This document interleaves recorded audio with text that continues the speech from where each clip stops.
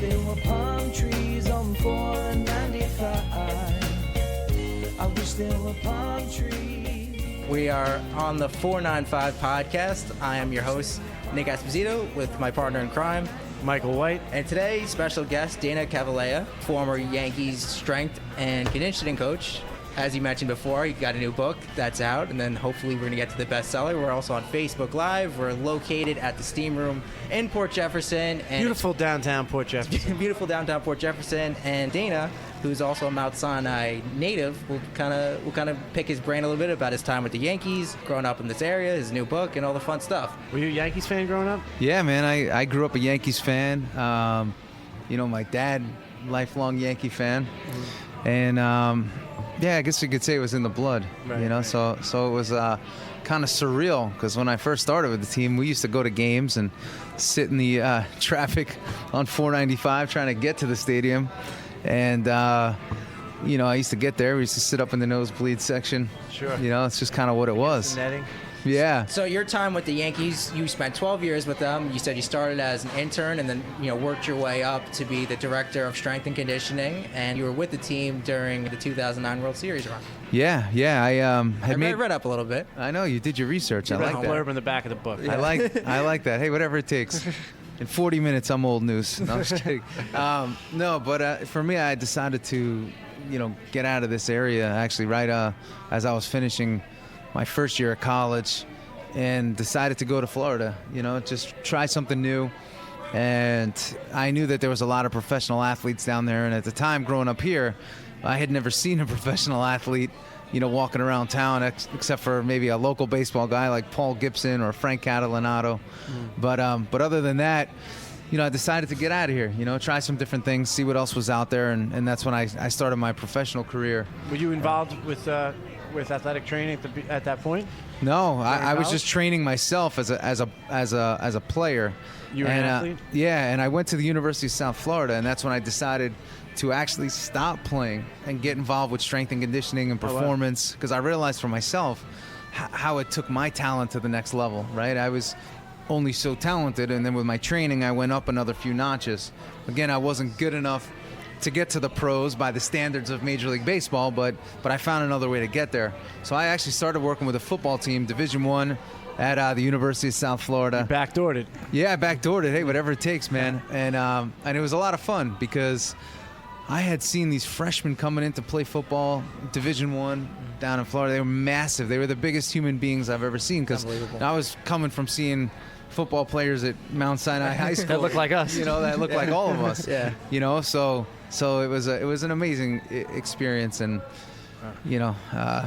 great start of the journey. And were you always into working out in high school? Were you always like the gym rat back then? Yeah, like we were talking about earlier. Your old gym teacher in middle school, Billy King, kind of got me started in my training journey, and I just loved the fact that you could do something and see like an immediate change in your body, right? You could eat something and feel different. You could train and look different. And I kind of became fascinated with that. And then when I started to learn of like, you could also change how you perform with those two strategies, it was something that was pretty cool and really opened my mind up to a whole new world. So when you were working with the college football team down in Florida, was the ultimate goal is I want to be a director of strength and conditioning for a football or any profession? Yeah, when I first started, I think I was selfishly there to figure out maybe I'm missing something and I can, get better myself here, and maybe I'm missing some techniques. So I was there selfishly to acquire more knowledge, how to train, how to get people better physically, how to rehab.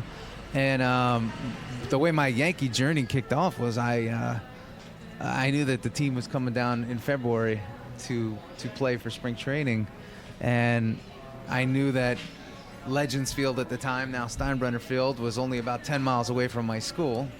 So I would literally drive up there. I drove up one day. I parked about a mile and a half away because I couldn't pay for the parking. I was still working. I was still in college. I didn't really have any money. Can't pay for anything other than find money for beer though. Although I do have a story. I actually began my real career in college. Was working as a guy on the back of the tram at Busch Gardens, Wow, you know, nice. welcoming people to the park. Tram guy, Yeah, I'm fantastic. the tram guy. No, so, you know, this one day in February, I go up to the Yankees field down there, and I'm literally watching the team practice, you know, do their team stretch, and I'm taking pictures, and here it is February. I'm in palm trees, T-shirt, shorts, and everybody home is, you know, freezing their asses off. So what I did was I was just taking a bunch of pictures, sending them home. And that day I had to go back to my internship at the University of South Florida. And I get called in the office, so I think I'm in trouble here. So the guy, Ron McKeefer was his name, the head strength guy, said, "Hey, Dana, listen, I just got a call from the Yankees head strength coach. I told him we had a guy down here from New York, and he asked if I would have anybody, meaning you, interested in interning, basically handing out towels, handing out water, So he and, just spotted you? and cleaning the place." Did you have a conversation with this guy when you were No, at training? nothing. It just happened to be circumstance that how do he you know was you looking for connected? somebody. Because in years past, he had reached out to the school to see if there was anybody that can just help out a little bit. And it was kind of just perfect timing. Right place, right how it time. worked Wow. out. I did nothing that day outside of show up. The day and you got take plucked pictures. from obscurity. It was a big day, and literally Wow. the next day when I went up there, I had a spot up front, which was great because I didn't have to walk a mile and a half. And also, We're semi-outdoors here in Port Jeff, so you're going to hear the Port Jeff Ferry. Port Jeff Ferry. horn go off every once in a while. There you go. Now the guy's, he's looking at us. He's just messing with us now. Fastest way to Connecticut. But anyway, you know, that next day when I showed up, I had a parking spot. I walk in the main office. They asked me, you know, "Hey, are you Dana Cavalea?" I said, "Yeah." They throw a credential around my neck, C for clubhouse, F for field access. They throw me in Yankees gear, and next thing you know, that same field I'm taking a picture of Wow. a day earlier, I'm now in the middle of, and I have this vivid, you know, visual of Andy Pettit, Roger Clemens, and all those guys just running by me. And I'm just like, is this really happening? That's amazing. But that's wild, man. It was totally crazy because I'm 19 years old at the time, Yeah. you know, and most of my, you know, degenerate friends are either at college, you know, losing their minds, or are back at home and said, "I'm not going to college and I'm going to go work," Yeah. and losing their minds as well. So here I am in the middle of the field. Messing around with the Yankees. Yeah. Mind very much intact. Yeah. So at what point did you say they reached out to you and wanted to bring you in kind of full time? it's very like casual, like, "Hey, come up when you can. We'd love to have you." So I happened to be a pretty good student, and I just went up every day because I knew that whatever I learned in school was no way going to be, you know, as good as what I was going to learn being there Sure. every day, right? And I was always big on, you know, you sit around the Italian table long enough as a kid and you realize how important conversation is, getting to know people, relationships, and that's what I focused on. So I would show up to hand out those towels. I'd also show up to talk to the guys and get to know them and not ask them for anything. Ingratiate yourself. Ingratiate yourself. Yeah, fellas. yeah, exactly. As soon as my buddies, even my father, found out you're working with the Yankees, well, you better get pictures. You know, you And you better get his you better tickets. get the autographs. You better get this. And I'm like, Yeah, okay, that would be probably the fastest way for this experience to end very Yes, that's quickly. right, yeah. So I didn't ask for any of that. You always have that one uncle though. It's like, oh, you know, Oh, you yeah. know the. You played the long game. Now you have A-Rod writing testimonials for your books. Yeah, well, what was crazy too, you know, along my journey, I remember, I mean, there's countless times, you know, after practice, I'd be a little routine was, you know, Jorge Posada became one of my really close friends, and his best friend is Derek Jeter, so he becomes a close friend.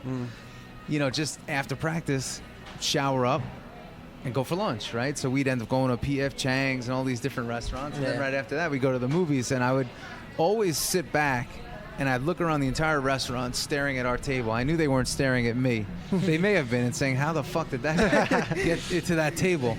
But ultimately, I would always step back and say, "How cool is this, man? These guys that I watched playing as a kid, I'm at the table with them and we're hanging out. We're talking about everything from, you know, baseball to life to just joking around, busting to the shops. And then an hour later, here we all are sitting in a movie theater, matinee, Tampa Bay, middle of the day. Nobody's there. It's just us. And we're all hanging out watching a movie. You know, half of us are passed out, exhausted, you know. And I just always thought that was really cool. Those were some cool memories. Kid at the time. Yeah, 19 years old. So Unreal. I was bred in pinstripes at that point. You know, my formative years as I was going through college and I was going through my early years of work, I was being groomed by some of the greatest players ever to play the game. Now, when you're the strength and conditioning coach of the New York Yankees, do you end up in the paper? Do you end up being mentioned on the radio? Yeah, absolutely. And when? You When certainly someone do. gets hurt? A couple times. Number one is when a player is rehabbing and on his way back, and you're actually in charge of, A-Rod, coming off hip surgery, and you're out there getting him back, or a player gets injured and now they're in the rehabilitative process, and you're overseeing their running program, and you get in the paper quite a bit for that. How much shit do you get? Well, you don't get the shit until players start getting hurt. Right. Yeah. So if you're responsible for, or the fingers being pointed at you, typically by the fans more so than the organization. Like they're a really supportive organization. Yeah, I had a question on this, but I want you to finish. And but it's more the fans that create this hype. That it's the strength coach or it's this guy that's responsible for the injuries. But what that does oftentimes is it takes a lot of responsibility off the player who maybe didn't sleep the night before, maybe dehydrated, maybe dealing with something that he doesn't tell anyone about, and the game, it just goes. So, the media attention, and I'm still very good friends with most of the media because whenever they would need something, I'd take care of them. They're good guys. They have a job to do. But they didn't look to bury anybody, But sometimes things when there's a rash of injuries, fans want to know what the heck's going on. Right. I remember I was just talking with Nick on the way up here today. I think it was when Art Howe was the manager of the Mets. They had a couple of springs where they had a lot of injuries, and all of a sudden, everyone started pointing their fingers at the strength and conditioning coaches. Yeah, and listen. And I was curious how real that is. It's very real, and what I will say about strength and conditioning coaches and athletic trainers is this: is like you show up to work every day not wanting guys to get hurt. You're not there to get guys hurt. Actually, your job is to get these guys physically ready to play and prepare each day. Yeah. So you don't want to get them hurt. That's never your intent. That's your job. That's your job, is to keep them healthy, but most importantly, keep them performing at a high level. So nobody goes into the job saying, let me get somebody hurt. Right. Today, So if you have a team that 2-3 years in a row are getting, seeing a lot of injuries, is that in any way legit to even look at the strength and conditioning coaches? Well, I think it's legit to look at everybody at that point, including just the group of players that you've brought in, because sometimes what I learned is this: you have players that are more prone and have a higher predisposition to injury than other players. When you look at their medical history, I would say a player that's been hurt will be hurt again. A player that has not yet been hurt is probably the better player in terms of, they're not going to break down as quickly. Yeah. Okay, so it's hard to say, but when a team, Brian Cashman told me something I never forgot, and I wrote him a note in this book that says that. It says perception is reality in professional sports, and when the media magnetizes something, it's real. So whether it is the strength coach or not, whether it is the trainer or not, it is. If that's the story and that's the narrative that's being created and fed. And I also say you also have to know the rules of the game, which I talked about earlier, is that, listen, you may be the guy that goes down because of a rash of injuries. Whether you're actually responsible or not, who knows? Right. But when you engage in employment in professional sports, what happens is the day you sign your contract, you actually take an hourglass with sand and you flip it upside down. And the sand moves at different paces and different speeds, right? Sometimes when players are getting hurt, it speeds up. When they're not getting hurt, it slows down. But ultimately, eventually, your hourglass will run out of sand. And that's just the way it is. Yeah.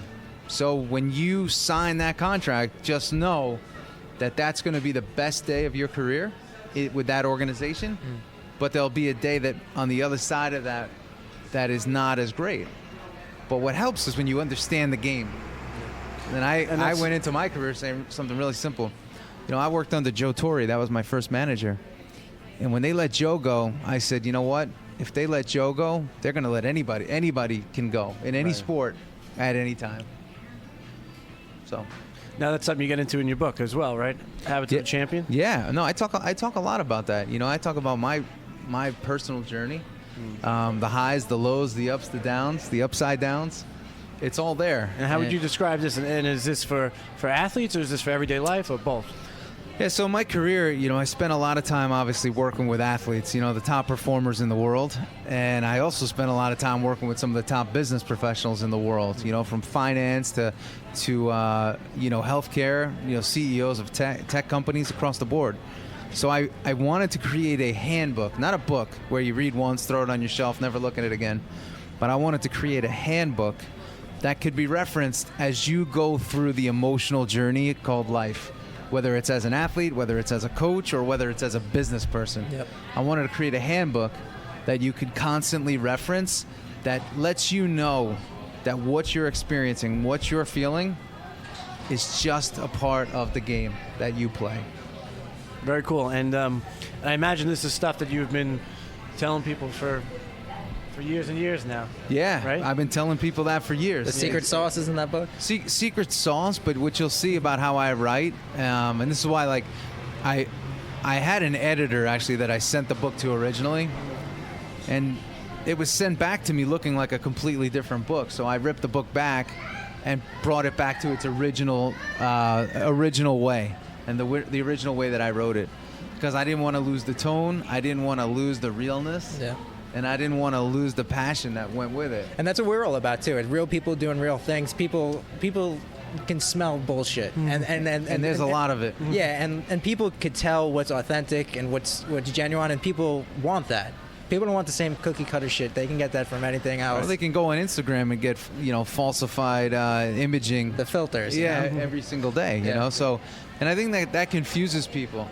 And when you talk to somebody at the highest level of business, they started the same way as a person at the lowest level of business, getting their ass kicked.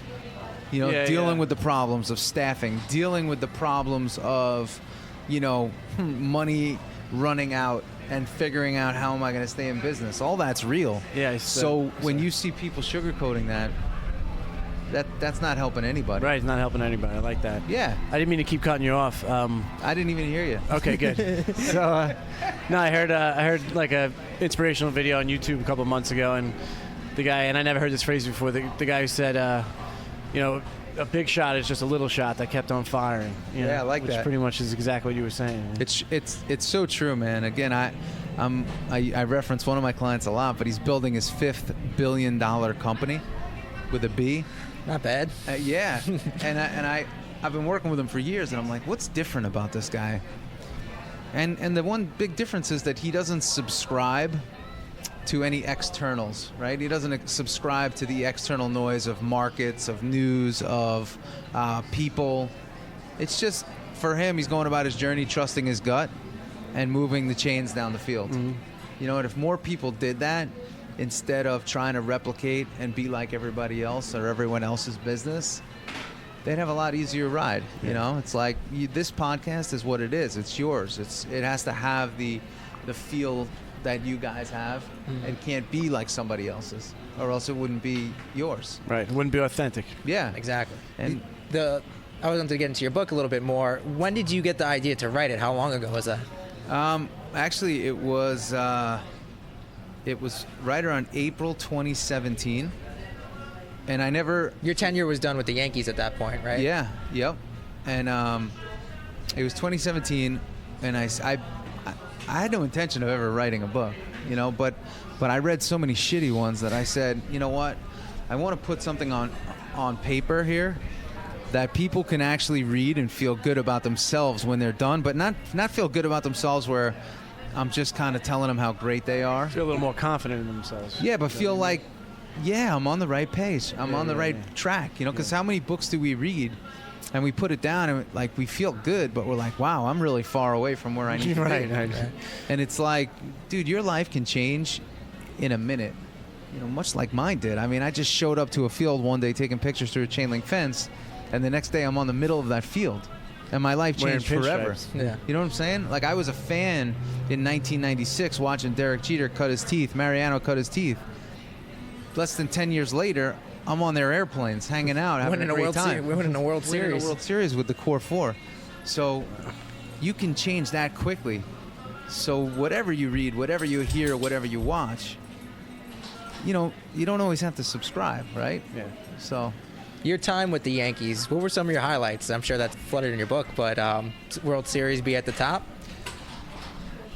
To win a World Series is an amazing thing. It's a lot of fun. It's an amazing ride. I mean, You jump on the pile at the end? It's Champagne everywhere. all over the place. Champagne all in your eyes. It was an amazing highlight. But I don't know if I would say it was actually the best part, right? Because you know what the best part is, and I said this on an interview last week. I said the best part is when you can call Derek Jeter your friend, when you can call Andy Pettitte your friend, and they're calling you, and you're going out to dinner, and you're having a real relationship with people that goes way beyond the autograph, it goes way beyond the picture, and it goes way beyond the dog pile in 2009. Mm-hmm. So the relationships that you build with players and front office and those that are affiliated with the organization, that's the best. Are you still affiliated with baseball now? Do you do any consulting or training? I still work with players. I'm always readily available when players call. I get my name out there with a bunch of agents. And the thing with baseball is, especially at the professional level, once you get in, it's a fraternity. And you don't know what will happen and when your phone may ring. And you also don't know if you're going to want to do it at that time. But there's always an opportunity in the sport. It's the old boys club. And when you're in, you're in. When you're out, you're out. So once you get in, you're in for life. Now, when you left the Yankees, was that a hard sort of transition into civilian life as far as every day goes? What's interesting about it is so I had 5 training facilities while I was still with the Yankees. I was building those out, and it was it gave me something to do when I got out officially. But the reality is like this: any sort of high profile job or gig, you're institutionalized. Like your life is. When the schedule comes out the year before for the following year, I'm in Seattle here, I'm in LA here, I'm in Florida here. Your life, it's very predictable for that following year. You also know that you get to the ballpark at 1 o'clock, you leave at 11. Some nights you fly out, you land. So everything was very predictable. And when I got out, I was actually very bored because, there's a lot less glamour, there's a lot less lights, and it's just day-to-day living. And again, I said I was groomed as a 19-year-old in an organization that was, the best of the best. So you get out and you're like, okay, well, I have all this time on my hands because I'm used to working 15 hours a day. Yeah. Sometimes more with travel. So that's the difference. And the other big part is, what people don't realize in pro sports, it is raw, it is real, it's in your face, and it's also a lot of fun. It's like hanging out with 25 of your best friends. The locker room never changes over the years. The locker room never changes. People say it changes, and this doesn't happen in this locker room anymore, and that's a lie, because locker rooms never change. No matter what level you're on, right? No matter what level you're on, and when you lose that locker room culture, and I talk to players all the time now. Even Andy Pettitte a couple weeks ago, and my other buddy Carl Pavano the other night. It's like, what do you miss most? And this is years later now. They all miss the locker room. They miss the friendships, and they miss just the chronic ball breaking that goes on. That's the best part. And the laughter. Yeah, that's why people stay like the FDNY is a perfect example. They love going to work.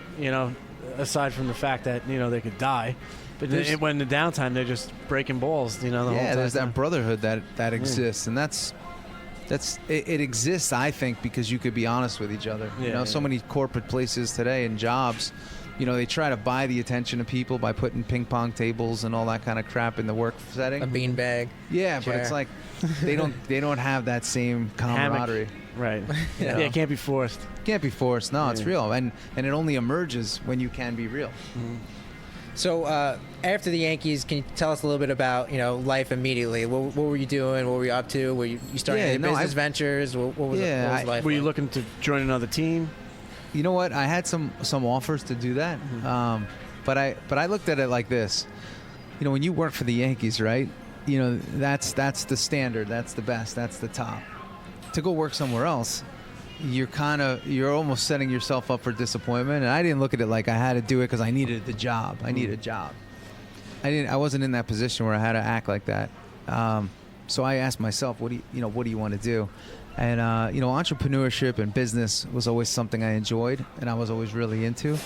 So like I said, I was building out a franchise of fitness facilities. You opened up one on Long Island, right? I did. I had one in Port Jeff. I had one in Port Washington, and I had another one in Huntington, and I had two in Westchester. And so I dug in on that, and I applied all this extra time I had, to that. And I got about 5 in, and I actually had this kind of wake-up moment, and I'm like, I don't want to manage people. Yeah. And I was doing a lot more managing of people, and I didn't have any real relationships. It was just managing my staff. And I wasn't in the trenches. So I kind of pivoted after that, and I said, all right, I need to get out of this. So your decision wasn't based on dollars and cents. It was based on you being happy with what you're doing. Right. So this is what I always tell people. I'm definitely a capitalist in a lot of ways. I like to work, and I like to earn, much like everybody else.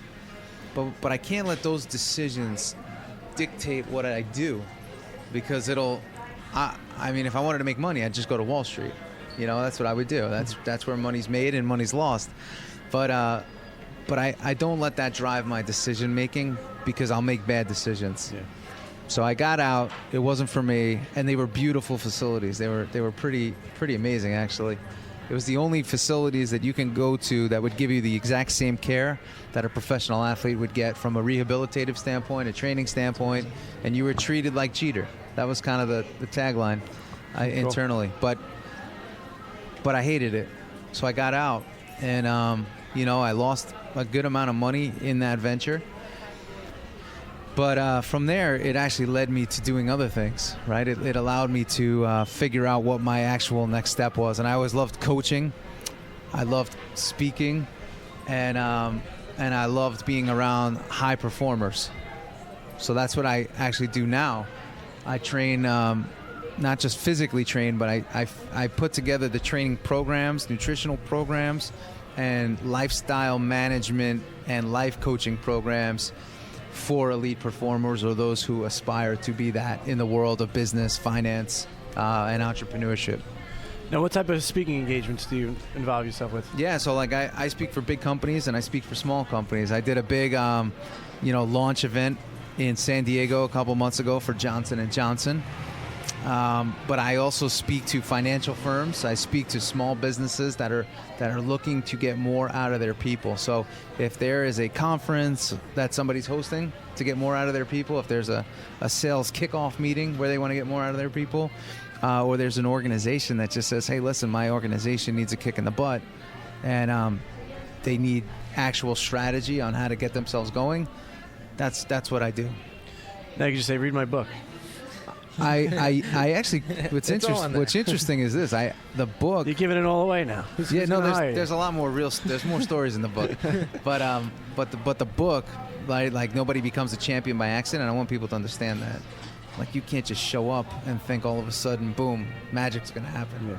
I think a lot of people, especially in my generation, they all just go to college and they're expected to get a job right out of college. It's like, I did my college thing and now everything is going to come to me. Yeah, where's the job? It's going to flow effortlessly. Now you got people, they go to college, right? They give a job a try, and they say, I don't really like that. Let me go back, right? Let me go back to school, and then I'll try it again in a couple of years, and my debt is now elevated even more. And really, a lot of people, it's not that they don't like to work. I just think a lot of people are afraid. Yeah. Because what happens sometimes, they set up these expectations for themselves that, hey, like when I graduate, I'm going to be able to get the house I want, the car I want, I'm going to have the money I want, I'm going to have the prestige that I want. And it takes a really long time to get that. Like, that's the last stuff you get. Ultimately, you have to spend most of your time, not getting kicked in the ass, right. And grinding it out, not working 24/7, but grinding it out in that the work that you have to do initially to build anything including your own life, is not fun. It's the tedious stuff that everybody hates. And you got to eat shit. And you got to eat shit. But when you break through that phase, and that's all business is, it's just breaking through phases. That's what life is. It's breaking through phases and not quitting on yourself. That's when you have your best chance for success. But you got to keep going. You know, and I was talking to a young lady yesterday who works for a big media company, and I said, you just have to have directionality, right? Focus on where you want to go and take a step and take another step and take another step. And it sounds cliche, but literally take out your planner and write one thing you're going to do today that takes you closer to goal. If you're visualizing a goal, your actions and behaviors and decision making are going to funnel toward that goal. But you need to have something in mind. You have to have something in mind. Otherwise, you're just groping in the dark. And you know what, too? Sometimes you don't have anything in mind, so don't pressure yourself. So many times, too, like young people, older people, they're like, I'm stuck. And it's like, well, don't. But if you are stuck, all you should do is try different things and say, okay, what did I like, right? So walk up to the buffet and take a little chicken, take a little beef, have a little rice, and say, you know what, I like the chicken better than the beef. Oh, but this fish is better than both of them. Let me have more fish, and keep going after that. So you gotta, nobody's ever really stuck. You're in a pause period where you're not doing anything. So try things, and don't put the pressure on yourself when you're in that phase. Right, I'm in a trial phase. Right, otherwise you can go into a downward spiral if now you're being hard on yourself because you don't feel good. Exactly. What the hell is that? Right? Exactly. And that is what it is. Sometimes you don't feel great. And again, like I said, life is phases. You know, I blasted off like a rocket ship. You know, I was 19, to 31, I was with the Yankees. And then I slowed down. And then I built this business up. And then the business went down. And then I built this up. So it's like, I look at it like I'm a builder. Right. As long as I'm building, I feel good about myself. Right. I talk often about building, and like there's a lot of stress that goes along with running a company, trying to be a visionary, trying to fulfill goals, but it's all constructive stress. I tell people it's building. If you're building something and you run into a roadblock, you're still building. Yeah. You're not walking off the set. You're not walking off the job site. Real stress is waiting for some sort of medical test to come back. That's the real stress. I had one of my clients. He ran a successful memorabilia company, and he said if it could be fixed with money, it's not stress. Yeah, I like that. Even if you don't have the money. Right, I like that. If it could be fixed with it, it's not stress. Perfect. Yeah. Even Steve Jobs, he wrote that whole last thing in his dying words. You can't have someone carry the disease for you. Yeah. Yeah, you can't pay somebody to carry it, so. And you were saying, as far as your work with CEOs and business people, you were saying that the advice you give them and the emotional sort of roller coaster that they're on is pretty much the same whether you got 2 employees or you're managing billion-dollar companies. Right. Yeah. I mean, I've met guys, that have the same. They run massive companies, and they have the same issues in terms of stress and mindset and limitations that a startup would have. How do I get more out of my people? How do I get them to be more like X? How do I get more productivity out of? How do I make every dollar spend like 5? So it's the same problems, right? But they're not really problems. They just come with the game. Yeah, you had said something earlier about what a mindfuck it could be when you're a business owner, how you could just mindfuck yourself. And what do you think some of the biggest problems business owners have when they do find themselves in ruts or running off the rails in some way or the other? Well, that's like my role with a lot of these leaders is simple. It's like I work as their personal coach and sounding board to help them basically simplify their own thoughts, because we get into these deep spirals when things aren't going exactly to our plan. We start to get nervous and we start to freak out, because I think what drives a lot of people that run business is they play a lot more defense than offense than they think, right? They're trying not to lose money, or they're trying to be successful so they don't have to be not successful. So everything's kind of that catch-22. But just really the common theme that I see amongst a lot of the guys that I work with is they just need reassurance that they're on the right path. Even if they know it. And I'm talking of some people that are brilliant, guys that have gone to Wharton, guys that are Harvard. And I basically went to the University of South Florida, which is, a state school, and but I've always realized that it doesn't matter where you go to school. It matters how you see the world and how you're able to simplify things for even the most complicated of minds. Good stuff. As far as book writing goes, is there another one in the works? Interesting enough, I actually just wrote a kids book. So I'm starting a series called Champion Kids, and the first book is called Johnny the Jet Saves the Day, and it's going to be a series that kind of goes along with my adult books. But I realized if I can start to help kids address some of the things that these adults are dealing with now at young ages, Brilliant. and give them storyline that's real, and it's not just again like a happy-go-lucky book, but it's a journey book, that's about 30 pages that they could read to themselves as they become more proficient, or that the parent could read to them. That's something for me that's super important. But I do have after I wrote Habits of a Champion, I had a lot of people reach out to me, sales organizations, people that run conferences, people that run big businesses, and they said, this book is great for individuals, but what can I do for my team? How can I bring my team closer together? Cool. So I have a book. It's in the editing process now. It's called Habits of a Champion Team, to go literally paired up with that.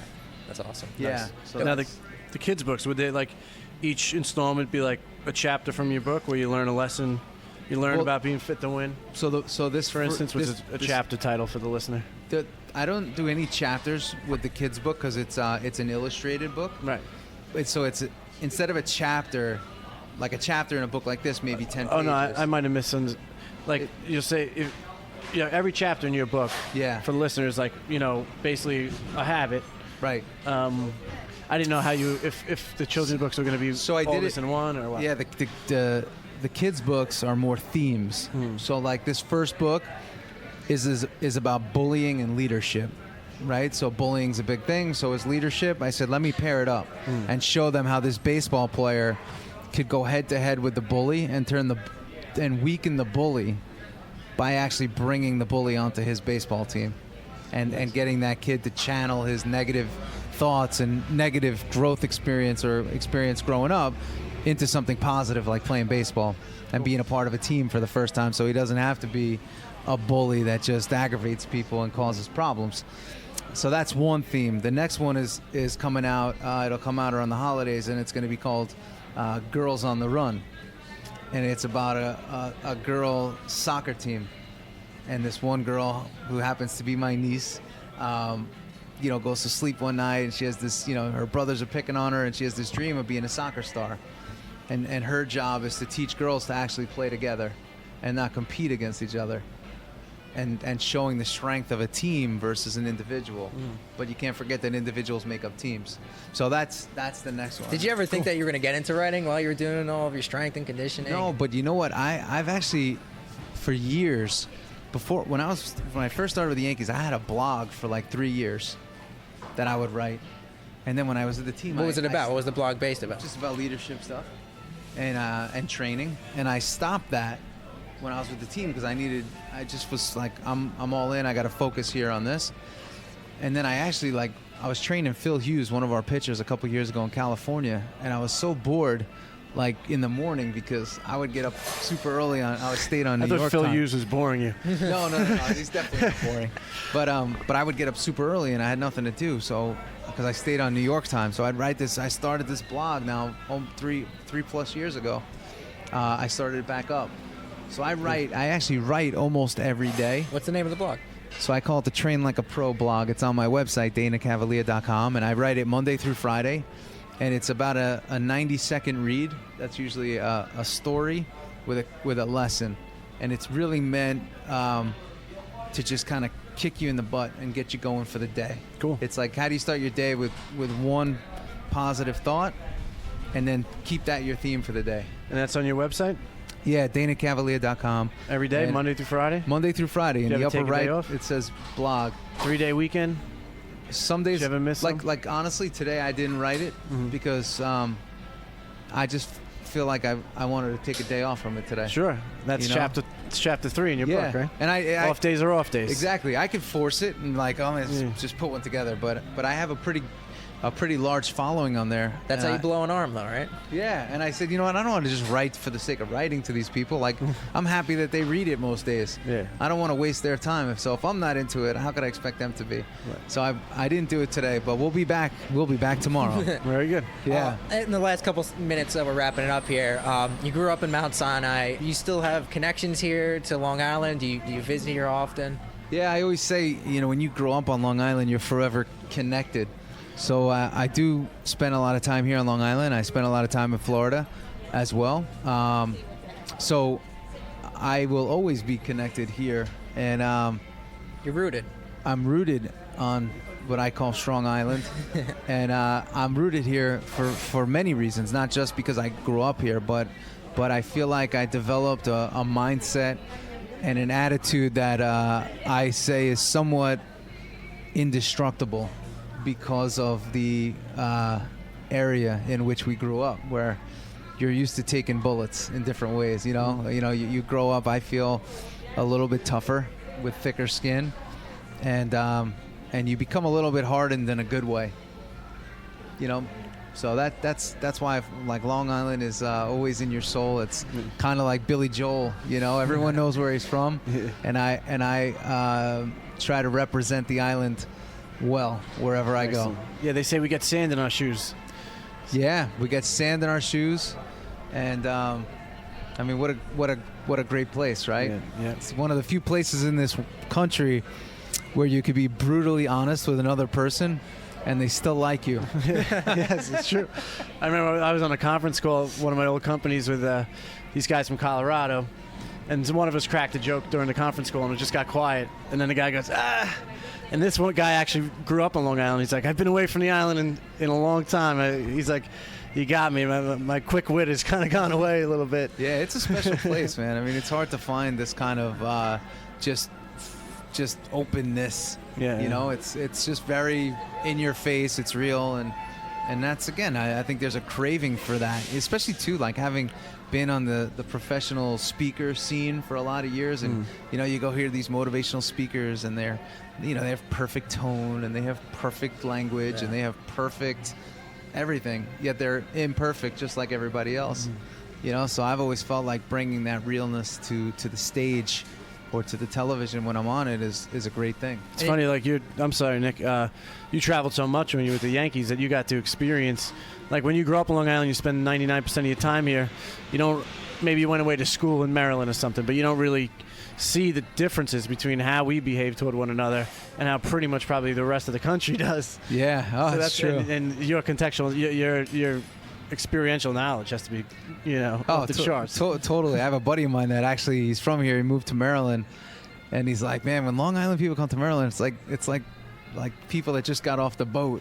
It's a very different, very different set of values and viewpoints, and it's very distinct. And I lived in Westchester for quite some time, and even Stamford, Connecticut, and it's like there is a definite difference. I was at a wedding this past weekend with my cousins that are in Connecticut, and we show up, my parents leading the charge, and it's like we stood out like a sore thumb. Yeah, I was talking to one guy who grew up in the Midwest. I said something, and he goes, Mike, I grew up in the Midwest. He's like, I never even seen the inside of someone else's living room, Yeah. He's like, it's not like Long Island where we just hang out at each other's houses all the time. Yeah, I know the Midwest, they do a lot of like garage hangouts. Oh, yeah. Yeah, flip the garage open and hang. Yeah, it's about the extent. Yeah, exactly. God forbid someone sees your master bedroom. Master bedroom, what? We're all over the place. Yeah. It's true. In addition to your blog, what are other ways people could find you, your other website? Yeah, so my books are all on Amazon, and they're also on DanaCavalea.com. So that's pretty much my home base. I have a YouTube channel, all that stuff, but I'm Facebook, Instagram, Twitter, all that stuff. Facebook, Instagram, Twitter. I try to do my best with that, but I try to spend most of my time living in real life. Yeah. Nice. And I get behind the digital ones and twos, a little bit every day. Yeah. Yeah. This stuff will take over your life if you let it. Yeah, especially too, because you want to make sure that, you're always like, am I doing this well? Am I good enough at this? And I just realized, every day you go out, if you can meet one or two people, you'll have your best shot to do great things. And even today, like for me, my relationships that I build and people I meet, I'll be amazed at people I met 10 years ago that even today I have like amazing relationships with, and they've developed through the years, and those are the people that provide you different business opportunities, experiences, going to different events and games. So, your relationships are everything, and you can actually build relationships outside of your computer or phone. Excellent reminder to people. Yeah, don't forget that. Yeah, I think that's a great segue. Dana, thank you so much for joining us on the Thanks, 495 podcast, hanging out in Port Jefferson at the Steam Room. Got a big shout out to them. Roger, he's awesome for letting us do that. This is the 495 podcast, real people doing real things, and you were 100% authentic and real today, hanging out and let it all come out. So appreciate that. And Thank you. For anybody who wants to listen to more episodes, you can catch us on everything pretty much. Spotify, Apple iTunes, all that good stuff. We'll talk to you soon. Excellent. Thanks, guys. I've ever felt before in my current state and in these days of war. We must grow together or the end is near. Thicken up your skin and loosen up your fears. I've been waiting through my limitations, choosing to move.